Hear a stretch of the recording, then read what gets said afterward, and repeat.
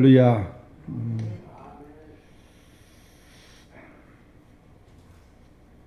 권사님께서 기도하시면서 알파와 오메가, 역사의 처음과 마지막 주관하시는 우리 하나님, 어떻게 보면은 계시록에서 그렇게 이야기하고 있습니다. 지금까지 인간이 이렇게 세상을 리더하면서 또 우상을 만들면서, 우상이 좋아하는 것이 여러분 무엇인지 아십니까? 세상에 썩어지는 것을 아주 좋아합니다. 그래서 한번 헤아려 왔어요. 제가 우상들이 지금까지 뭘 좋아했을까 생각해 보니까 정말 하나님이 만들어 놓은 피조물, 피조세계 것을 좋아하더라고요. 특별히 오늘날에는 아주 돈을 아주 좋아합니다. 우상들이. 심지어 우리나라에 지금 있는 재림예수라고 말하는 그 사람들이 지금까지 좋아했던 것이 다 돈이에요. 돈이었어요. 그게 세상 질서예요. 얼마 전에 연예인이 배우로 있다가 무당되신 분들이 여럿 있지요. 돈 많이 벌었다, 집 좋은 데 사는데, 그래요. 그뿐만 아니라 우리 기독교에서 파생된 이단들도 많이 있잖아요. 그걸도 수조 된다고 그래요. 다 돈하고 관련성이 있습니다. 혹은 세상의 권력과도 관련성을 있죠. 그렇게 하면서 자신들의 만든 어떤 우상들을 키우고 권력을 키워가는 겁니다. 그래서 지금 사회적으로 문제가 많이 되고 있지 않습니까?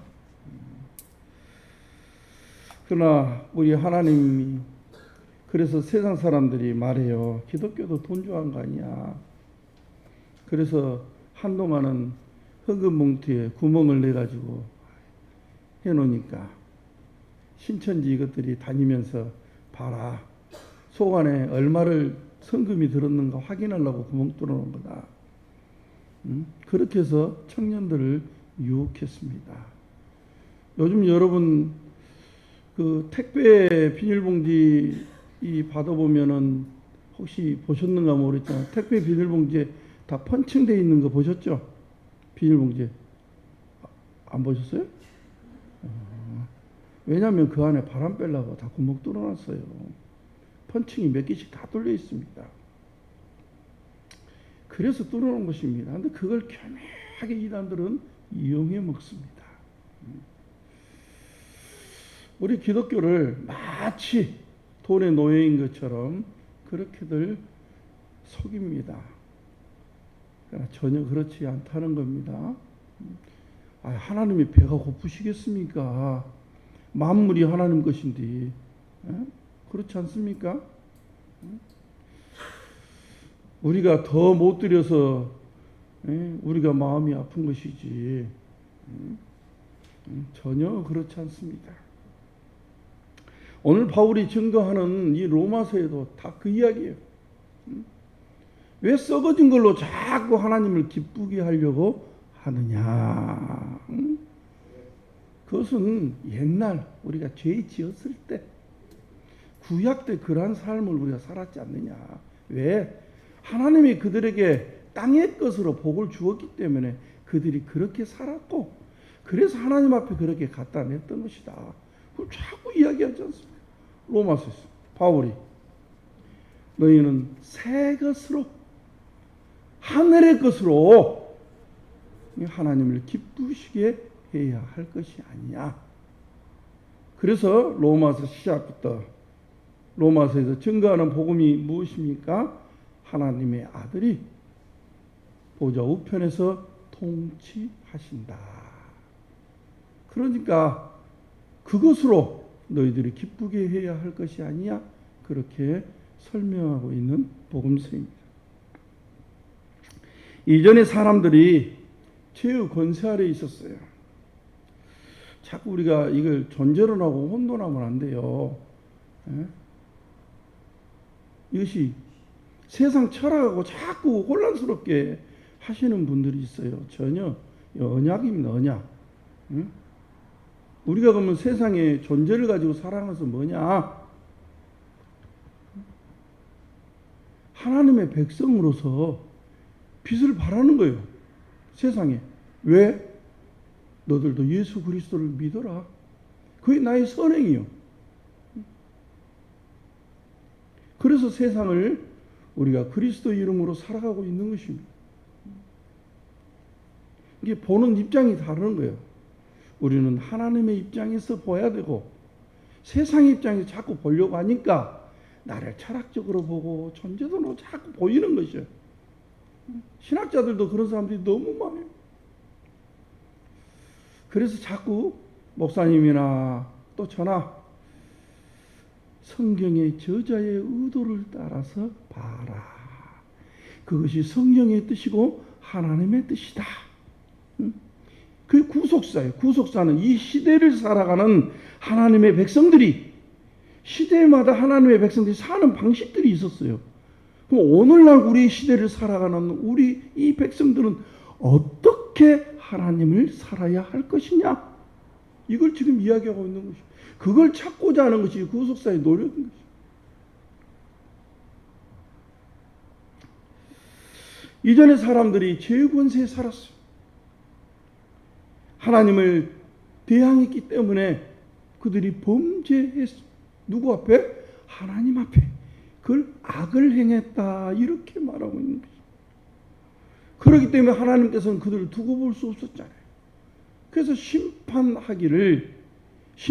하면은 이제 법정에서 심판을 하면 어떻게 돼요? 형벌이 주어지잖아요. 너는 이렇게 살인을 행했으니까 5년. 아니야, 너는 너무 여러 번 했어. 무기징역. 이게 죄의 형벌이 형벌. 근데 그 형벌을 무엇이라 하겠어요? 성경은 죄를 지은 우리에게 사형. 그 사형을 다른 말로 말하면 사망, 죽음. 너는 반드시 죽는다. 이렇게 형벌을 내린 것이죠. 그러니까 인간은 죄를 지어서 반드시 사망 가운데 이르게 된 것이죠. 그러나 이제는 하나님의 아들이 통치합니다. 그 아래서 이제 그 죄에 대해서는 자유함을 얻었어. 하나님을 온전히 순종함으로. 누가? 아들 예수 그리스도가. 부활하신 예수님과 함께 우리도 생명 안에서 지금 왕노릇하고 있는 그 조건은 예수 그리스도 안에서. 그 말은 다른 말로 말하면 믿음으로 이렇게 표현하고 있습니다. 그러므로 이제는 죽음이 아니라 영원한 생명을 저와 여러분은 상속받아서. 할렐루야. 그러므로 이제 우리 왕은 누구예요? 사탄이에요? 세상이에요? 세상 질서? 돈? 물질? 세상의 복? 세상의 행복? 아니라고 성경 말하잖아요. 우리의 왕은 누구라고요? 예수 그리스도라. 우리의 왕은 예수 그리스도이십니다. 이제는 우리는 세상에서 하늘로 우리는 이민을 왔다라고 누차 로마서를 통해서 제가 이야기하고 있습니다. 그러니까 이민 온 사람이 자꾸 예전에 죄의 생각을 하면 된다고요? 안 된다고요? 안 된다고요. 그건 이민 오기 전에 이야기죠. 이제 우리는 하늘로 이민을 와버렸어요. 그럼 이제 무엇을 생각해야 돼요? 자꾸 하늘의 것을 생각해야 정상. 근데 하늘의 것이 자꾸 생각이 안 나. 왜? 왜 습관을 따라가려고 해? 왜 그래요? 하늘의 것이 왔는데도 불구하고 세상의 눈에 보이는 것이 덮고 있어. 그러니까 우리가 자꾸 속은 거예요. 자꾸 속아요. 그래, 현실적인 이 세계가 우리 전부지. 내가 만져지고 느껴지는 이 오감이 전부야. 이렇게 그렇게 우리 자신을 내가 스스로 속이고 있다는 것입니다. 누구든지 예수 그리스도를 믿으면 예수의 죽음과 부활에 참여하게 되고 예수와 함께 죽었고 예수와 함께 살게 된다라고 우리가 고백하고 있습니다. 누구든지 예수를 믿으면 죄에서 자유하고 생명 안에서 왕노릇하는 백성이 되었습니다. 할렐루야. 이전에 모세 제도 아래 있을 때에는 이방 백성처럼 이스라엘 백성도 죄 아래 있었습니다. 그러니까 사망에서 벗어날 수가 없었습니다. 그러나 부활하신 아들을 믿으면 하나님의 통치 아래 있기 때문에 우리를 죄와 죄의 지배를 받지 않는다고 성경은 지금까지 누누이 이야기했던 것입니다. 왜냐하면 죄가 있는 곳에는 반드시 무엇이 있습니까? 심판이 있습니다. 심판이 있습니다. 죄가 없어야만 심판을 받지 않는 것입니다. 말로는 우리가 하나님과 화평했어 말만 그래요. 실질적으로 이 인식 속에서는 뭐라고요? 아직도 우린 죄가 있어. 그래. 그러니까 법적으로 면제를 해준 것이 아니라 죄를 법적으로 대신 갚아준 것이 아니에요. 성경은 그 이야기하고 있는 것이 아닙니다. 아들이 죽음의 권세를 깨뜨리고 세운 새로운 왕국은 죄가 지배하지 못하는 나라입니다. 그 나라에 저와 여러분이 부르심을 받았고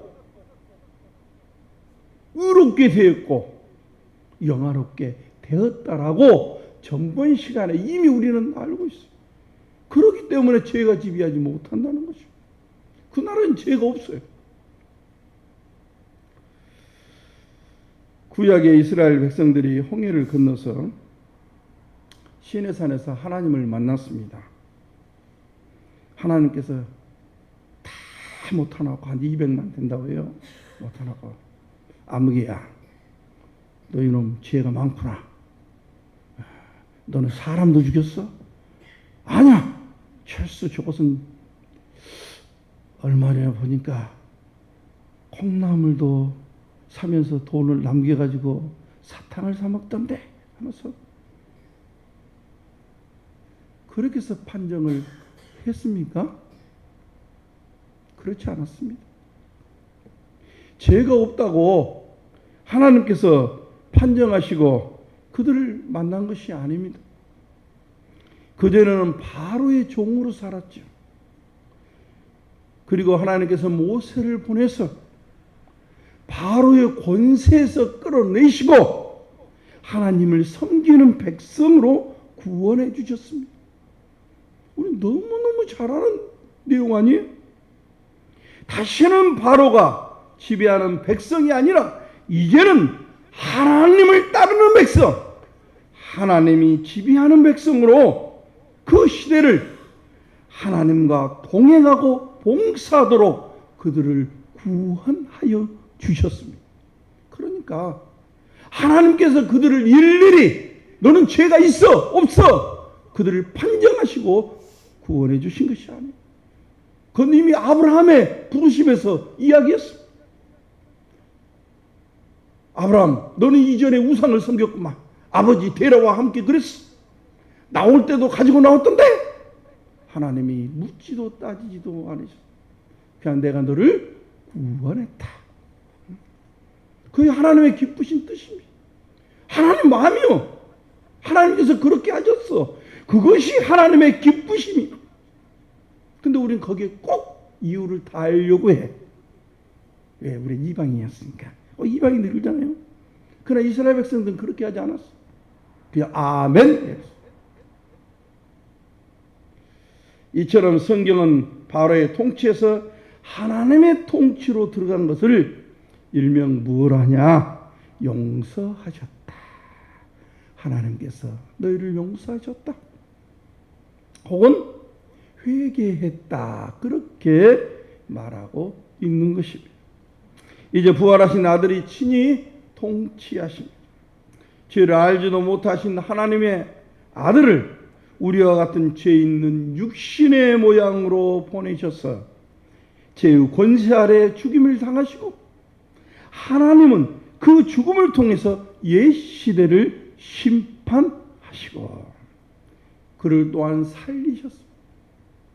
이제는 그의 영을 따라 사는 우리에게 생명 안에서 왕노릇할 수 있도록 큰 구원을 베풀어 주셨습니다. 할렐루야. 우리 힘으로 할 수 있습니까? 그럴 수 없습니다. 그러므로 이제는 하나님에게 산 자로 영의 새로운 것, 새로운 하나님의 것으로 열매를 맺어야 한다라고 바울은 이야기하고 있습니다. 우리 31절 말씀 함께 보겠습니다. 자, 시작. 그런즉 이 일에 대하여 우리가 무슨 말 하리요? 만일 하나님이 우리를 위하시면 누가 우리를 대적하리요? 본문을 잘 보면 방금 이 본문 하나님이 우리를 위하시면 앞에 보면 빨간색으로 딱 제가 만들어놨죠. 그 앞에 뭐라고 됐어요? 우리가 무슨 말 하리요? 또 뒤에는 누가 우리를 대적하리요? 라고 말하고 있습니다. 이는 하나님이 우리를 위하시기 때문에 어떤다? 누가 우리에게 무슨 말을 할 수 있느냐? 누가 우리를 대적하겠느냐? 그러니까 무엇을 강조하고 있는 것 같아요? 하나님이 우리를 위하시면, 이걸 강조하고 있는 거예요. 하나님이 우리를 위하시기 때문에 누가 우리를 대적하며 누가 우리에게 무슨 말을 할 수 있겠느냐? 그리고 또 33절에 보니까 고발하겠느냐? 34절에 정죄하겠느냐? 35절에는 그리스도의 사랑에서 끊을 수 있겠느냐? 이렇게 오늘 본문에 누누이 계속해서 이야기하고 있습니다. 이 말은 뭔 말이에요? 그럴 수 없다. 이 말을 하고자 하는 것이, 그럴 수 없다. 하나님이 우리를 위하시기 때문에 그럴 수 없느니라. 본문에서 말하는 이 일이란, 우리가 전번에 하나님 말씀 볼 때, 지금 오늘 본문 그 이전 구절에 보면 잘 나와 있어요. 하나님의 형상을 본받게 하기 위하여 부르신 자들을 의롭게 하고 영화롭게 하고, 이 일을 지금 말하고 있습니다. 여기서 하나님께서 우리를 위하신다 이 말은 휘페일이라는 헬라어 이 동사입니다. 이것은 전치사. 그러니까 위하신다 이 말은 보다 뛰어나게 한다, 보다 더 이롭게 한다, 그런 말. 하나님께서 우리를 보다 더 이롭게 하기 위하여 우리를 의롭게 영화롭게 하신 일에 대해서 누가 무슨 말을 하며 대적할 수 있겠느냐, 그런 말. 그러면 하나님께서 우리를 위하시기 위하여 어떤 일을 하셨을까요? 32절 말씀 우리 함께 보겠습니다. 32절입니다. 자, 시작.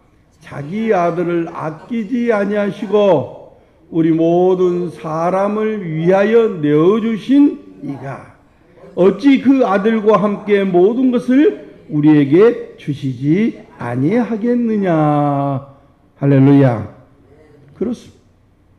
하나님은 우리를 부르신 우리를 위하시기 위하여 자기 아들을 아끼지 아니하시고 우리 모든 사람을 위하여 내어 주셨다는 것입니다. 우리가 죄 아래 살고 있을 때 죄 없는 아들을 우리와 같은 육신으로 출생케 하여 죽음의 질서 가운데 보내셨습니다. 왜냐하면 죄의 값은 사망이기 때문에 죽음이 아니고는 옛 질서를 끝낼 방법이 없습니다. 이건 하나님이 이미 사망 선고를 내린 사실이요. 이건 그 누구도 변개할 수가 없어. 그래서 하나님께서 만드시고 하나님께서 해결하는 방법을 주신 것입니다. 그래서 마태는 그가 십자가에 죽기까지 아버지 앞에 버림받았다고 설명합니다. 그래서 예수님께서 십자가에 죽으실 때 뭐라고 외칩니까? 엘리 엘리 나마 사막다니 하시니 이는 나의 하나님 어찌하여 나를 버리셨습니까? 라고 예수님이 십자가상에 외치시고 죽으십니다. 이 사실을 마태는 우리에게 보여줬던 것이요, 말했던 것이요.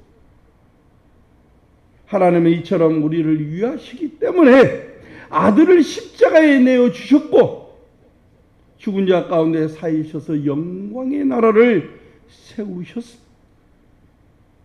제 아래에 있는 자기 백성의 왕이 되셔서 친히 죽음과 싸우셨습니다.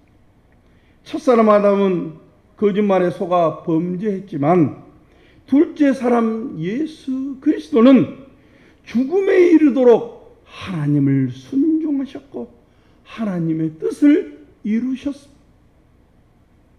이처럼 아들을 아끼지 아니하시고 내어주신 이가 모든 것을 주시지 않겠습니까? 할렐루야. 그런데 하나님이 우리를 위하신 것도 다 때가 있습니다. 다 때가 있는 것입니다. 아무리 자식이 예뻐도 초등학교 들어간 자식한테 얘야 이제 아빠가 죽을 때가 닥쳤으니까 집문서 너 줄란다 이렇게 주지는 않죠. 아무리 자녀가 미워도 결혼한 자녀에게 추석날 딱 왔는데 딱 500원이면 되겠지? 500원짜리 동전 하나 딱 주면은 되겠습니까? 그런 부모도 없고 500원 주지도 않습니다. 왜냐하면 이제 관계가 달라졌잖아요. 어린 시절에 아빠가 자녀를 대하는 관계하고 이제 결혼하고 어른이 된 자녀하고 하는 관계가 달라졌잖아요. 응? 아버지의 사랑은 달라졌어요? 안 달라졌어요? 달라지지 않았어요. 어렸을 때든 어릴 때든 아버지는 항상 사랑해. 그러나 자녀를 대하는 관계가 달라졌다는 것입니다. 구약 때는 하나님께서 백성을 위하시면 40년 만나도 주고 가나안의 소산도 풍성히 주었어. 생각해보면 모든 것이 어디예요? 땅의 것으로 주었어. 그러나 신약 때는 하나님께서 백성을 위하시면 자기 아들 보내어서 하늘의 것으로 주셨습니다. 이처럼 하나님의 위하심도 역사적으로 일하시고 있는 것입니다. 그러므로 땅의 것에 목숨을 걸어서는 안 됩니다. 이 사실을 우리가 모르니까 자꾸 땅의 것에 목숨을 걸어요. 그것은 구약 백성이 구하는 것입니다. 그래서 사도들은 예수님이 걸었더니 그 하늘의 것을 소유하기 위해서 십자가의 길을 걸었던 것입니다. 우리도 지금 십자가의 길을 걷고 있는 것입니다. 왜? 하나님의 의를 위해서. 하나님의 의를 위해서 우리 걷고 죽기를 결단하면 이 모든 것을 너희에게 주시지 않겠느냐? 할렐루야! 이 모든 것이 먼저가 아니라니까요. 구약 때처럼 먹고 마시는 것이 우리의 복이 아닌 것입니다. 그런데도 썩어질 것이 우리의 복인 것처럼 착각하며 아직도 내가 마치 구약 백성인 것처럼 지금도 구약에 머무르고 있는 것입니다. 왜 그렇습니까? 역사 속에서 유의하시는 하나님을 모르기 때문에 그런 것입니다. 우리 33절 함께 보시겠습니다. 자, 시작. 누가 능히 하나님께서 택하신 자들을 고발하려 의롭다 하신 이는 하나님이시니. 하나님께서 자기 백성을 택하시고 부르셔서 거룩하게 하시고 영광을 주셨습니다. 그러므로 이 일에 대하여 누가 고발하겠습니까? 누가 감히 하나님 왜 저 땅으로 살아가는 저 사람을 백성 삼았어요? 그렇게 말할 수 있겠어요? 결혼한 사람을 보고 하나님 왜 저 둘이 저렇게 결혼했을까요? 그렇게 말할 수 있겠습니까? 결혼한 사람들 대부분 보면 대부분 다죠. 눈에 콩깍지가 끼어서 결혼했다고 그래요. 그 사람의 흠까지로도 좋아 보이지 않습니까? 콩깍지가 확 끼어보니까 아무리 옆에서 말려뒀는데 미쳐로 못 살았는데 어떻게 해요 그걸. 제 눈에 안경이잖아요. 아무도 말릴 수 없는 것입니다. 의롭게 하시는 하나님이십니다. 감히 누가 하나님이 부르신 자들을 거부할 수 있겠습니까? 잘못됐다고 말할 수 있겠습니까? 그럴 수 없습니다. 자, 이어서 34절 말씀 이어보겠습니다. 자, 시작. 누가 정죄하리요? 죽으실 뿐만 아니라 다시 살아나신 이는 그리스도 예수시니 그는 하나님 우편에 계신 자요 우리를 위하여 강구하시는 자이시라. 여기서 정죄하리요는 죄가 없다는 말이죠. 그러니까 죄가 없으니까 그를 정죄할 수 없어요. 심판할 수 없다는 것이죠. 그러므로 정죄함이 없다는 말은 우리가 죄 아래 있지 않다는 말입니다. 다른 말로 죄로부터 자유했다는 말입니다. 누가 우리를 죄 있다고 정죄할 수 있겠습니까? 아무도 그럴 수 없습니다. 왜냐하면 죽으시고 다시 살아나시는 예수 그리스도이십니다. 그가 죽고 부활하심으로 우리를 죄에서 자유케 하셨기 때문에 그런 것입니다. 할렐루야. 이것이 우리가 정죄받을 수 없는 진정한 이유입니다. 이것이 우리의 구원이에요. 구원. 또 죽으시고 부활하신 분이 강구하고 있습니다. 강구한다. 그러니까 예수님이 기도하고 계신다. 우리를 대신해서 죄를 빈다. 천주교에서도 그래요. 성모 마리아라고 말하면서 그가 우리의 죄를 위해서 기도하고 있다고 그렇게 이야기를 하더라고요. 이 말은 구약의 배경을 가지고 있어요. 구약의 배경. 여호수아가 이스라엘 백성이 출애굽을 해가지고 아말렉과 싸울 때가 있었어요. 목사님께서 앞번 주에도 아말렉 이야기했었죠. 그 아말렉. 여호수아가 장군이 나가서 아말렉과 싸웁니다. 모세는 어디에 있었어요? 산에 올라갔지요. 손을 높이 들면 그 싸움에 졌습니까? 이겼지요. 우리는 이제 이야기로만 알면 안 돼요. 승리했습니다. 손을 내리면 어땠어요? 졌어요. 그래서 손을 높이 든 거예요. 이것은 하나님이 자기 백성을 위해서 싸우신 사건이. 이처럼 주님이 죽으시고 부활하심으로 사망의 권세를 끝내시고 승리하셨어요. 하늘 보좌에 오르셨습니다. 하나님께서 모세 손을 들고 있는 것처럼, 모세 손을 들면 승리하는 것처럼 예수 안에 있는 자는 결단코 정죄함이 없다는 것을 확증하기 위한 말씀인 것입니다. 아니, 예수님이 하나님이시고 그분이 보좌에 통치하시는데 그분이 기도를 해요? 그 말이 아니잖아요. 이 확증하는 말씀, 이미 승리했다는 것입니다. 그러므로 우리는 우리의 왕이 누구인지 기억하고 또 기억해야만 한다는 것입니다.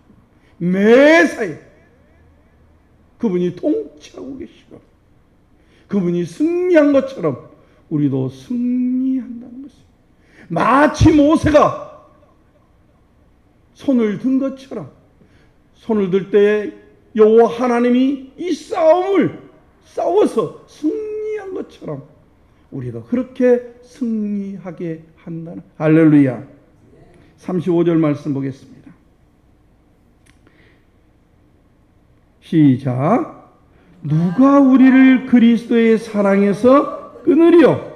환난이나 곤고나 박해나 기근이나 적심이나 위험이나 가리라. 이런 것들은 다 뭐냐면 우리가 당하는 모든 고난을 이렇게 말하고 있는 것입니다. 그럴지라도 하나님이 우리를 위하시기 때문에 하나님이 우리를 부르시고 거룩하게 하시고 영화롭게 하신 일에 누가 정죄할 수 있겠느냐? 그럴 수 없다라는 말을 재반복하여 강조하고 있는 것입니다. 자, 36절로 7절 말씀 우리 함께 보겠습니다. 자, 시작.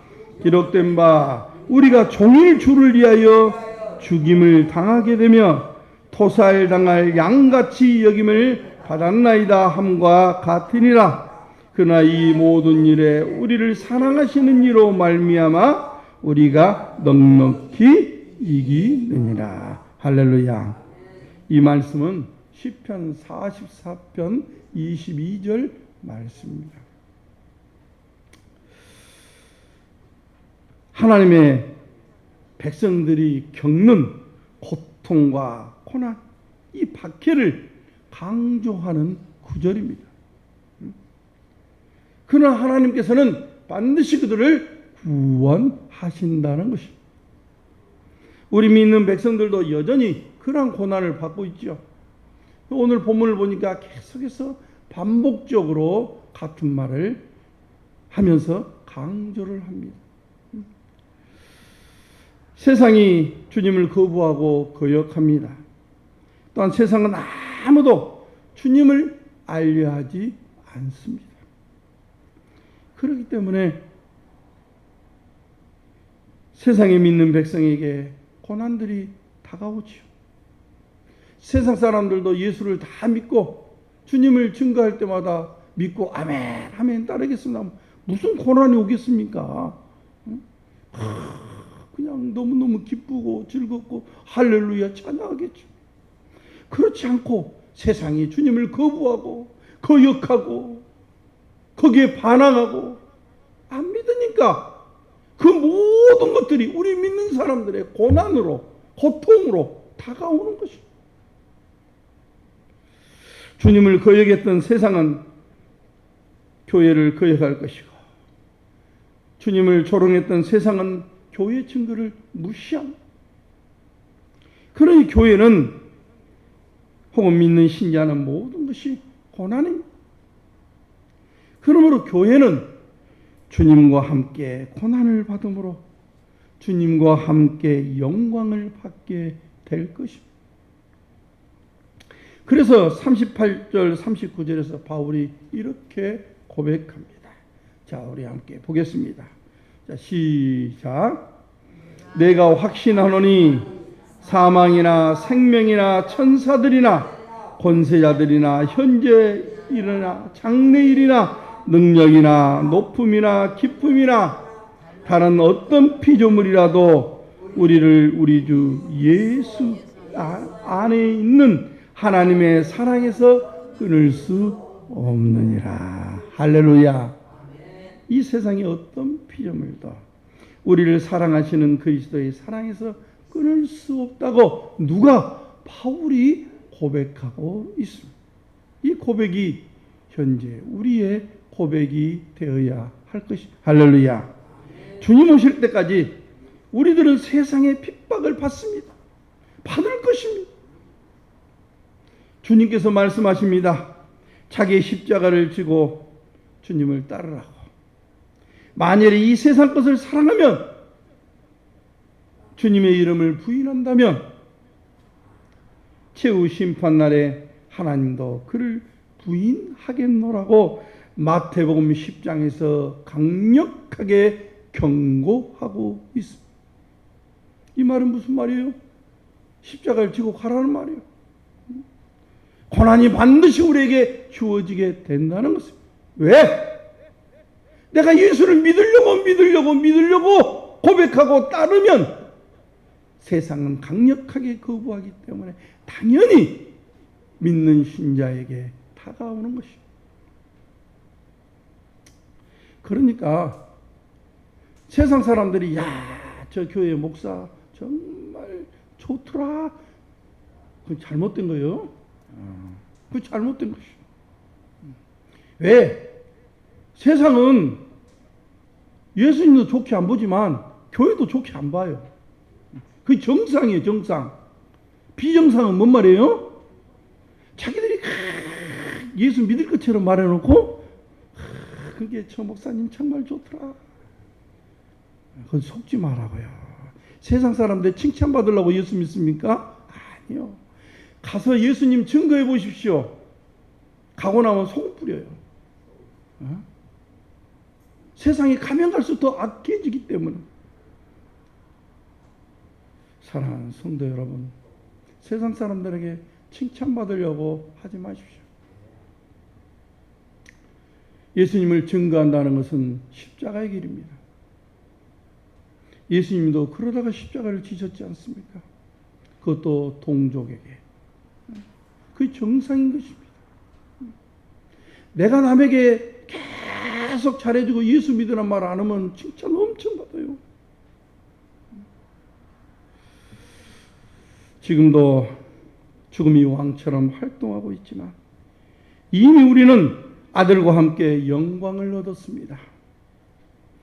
하나님을 아버지라고 부르며 하나님에 대해서 살고 있습니다.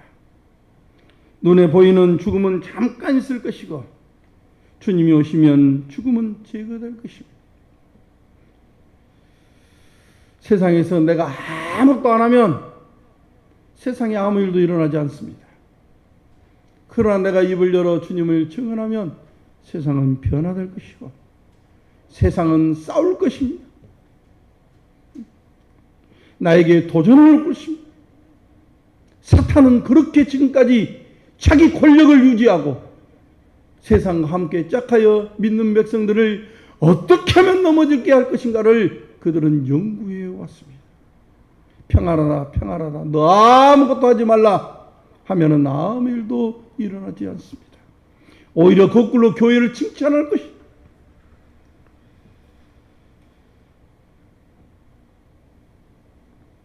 눈에 보이는 것 잠깐 있다가 사라질 것입니다. 주님이 오시면은 반드시 이 잠깐에 있는 이 죽음 사라지고 말 것입니다. 우리의 몸까지라도 주님처럼 영원한 몸으로 변화받을 것이고 만물도 썩어지면서 해방될 것입니다. 이처럼 우리는 그 영광의 나라를 상속받은 자들입니다. 그러므로 지금 만물이 우리를 대적하고 있지만 그 어떤 것도 우리를 사랑해서 아들을 주신 그 큰 사랑, 죽고 부활하신 이 권세 있는 왕의 손에서 하나님의 교회를 빼앗을 수 없습니다.